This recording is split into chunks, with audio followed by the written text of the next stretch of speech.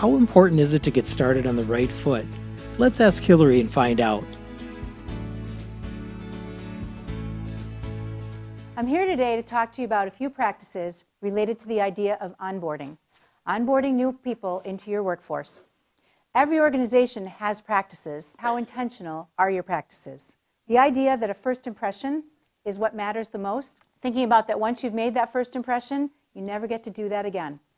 I met Alyssa at a Women in Business event a few months ago, and I simply asked her the question, so tell me about what you're doing. She told me she had recently moved to an organization. She was working for a transportation logistics company. And I asked her about the change and what propelled it. And she told me she was so excited to make this change in her life. It was a larger organization, a chance to take on greater responsibility and build her skills so that she could move up and take on some managerial roles. So I asked her how it was going. Well, that was not the right question to ask Alyssa. I said, so tell me more. Your body language has just told me everything. Obviously, the first 90 days haven't been great. I don't know. I'm not sure I feel part of the team. What does that really mean? Did you have time to talk to your new colleagues? Not really. We just had a lot of busy work to do. What did you do for lunch? Well, we did grab lunch together. I said, okay, so what happened by the end of the first week? Well, I had my cubicle, but I didn't have a computer yet. It wasn't ready for me. I had my access card, but it wasn't working right. They didn't have time to fix it. So every day when I showed up, I stopped at the reception desk and I needed to be escorted back to my desk. I know I'm a part of the team, but it doesn't really feel like it. I kind of even wonder if I'm trusted. So you're just not really busy, are you? Well, I'm busy with busy work, but I don't really feel like I'm moving forward, and that was one of my goals. Alyssa's story is not unique. Alyssa's story happens every day. The sad statistics of new hires, 89% of new hires are going to tell you they don't have the information they need to be productive inside your organization. And the Department of Labor is going to tell you that it takes an average of 18 months to fully onboard a new hire to the point where they are productive enough, where they are providing more in what their work is back to the company than the revenue you're paying, than the salary that you're paying them. We've got a practice that we believe works. It's called the always onboarding practice. From all directions, you will find at all times, for the first 180 days, your new hire is wrapped around by other people inside the organization. Oftentimes, it doesn't happen this way. In a group that I'm working with, I'm working specifically with them on their onboarding process. I started our kickoff meeting by asking the simple question. Most of you look like this is not your first job. So tell me, in all the onboarding experiences you've had, what are the things that have really clicked, and what are the things that really turned you off? So a couple of things that really clicked that I've heard. When my company sent me all the paperwork that I had to do before I started, so on the day that I started, we actually spent the first hour visiting with each other and getting to know people. That was kind of fun.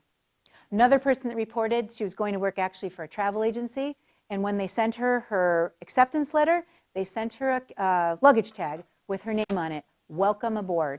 Simple as that. What did it cost them? But it helped her feel like she was part of the team.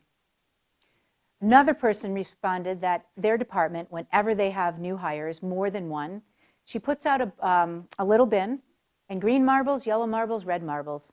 And at the end of every day, new hires are asked to drop in a marble. Did you have a go day? Did you have a caution yellow light day? Did you have a red light day? Too many people in the bucket with red light days, and you have a problem. You need to figure it out quickly. In that same meeting, I met Cody. His story wasn't as successful. He was actually at this company after leaving his previous role, and his previous role is the story that he shared. He showed up really excited for his first day of work. 8:30, met Tanya, the receptionist, handed her his paperwork. She said, I'll tell your manager that you're here. Go have a seat. At 10:45, Cody told Tanya he was going to get a coffee. He was going to take a coffee break.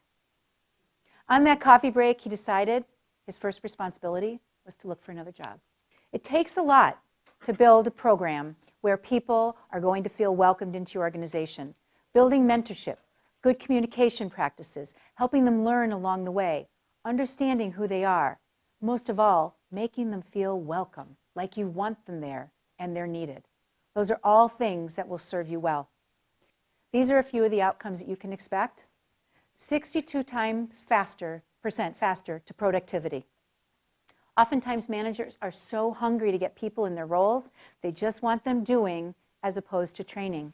So I'm asking you to step out of your comfort zone. Everybody shake your hands, clasp them together. Okay, shake them out again, clasp them the other way with the other thumb on top. How does that feel? Uncomfortable. Awkward. Weird. Okay, there are steps in this that are going to feel that way. Change isn't something most of us run to. We mostly run away from it. Organizations today are made up of two big things. They're made up of the technology and automation that helps things run in the background, and they're made up of people. The people are the part that are messy. They're individual. They don't all react the same. So each company develops a culture and cadence of its own. So your process needs to suit the culture and cadence of your organization. Make them feel like they matter. Well said, Hillary. By starting people off on the right foot, we ensure that people who matter feel like they matter.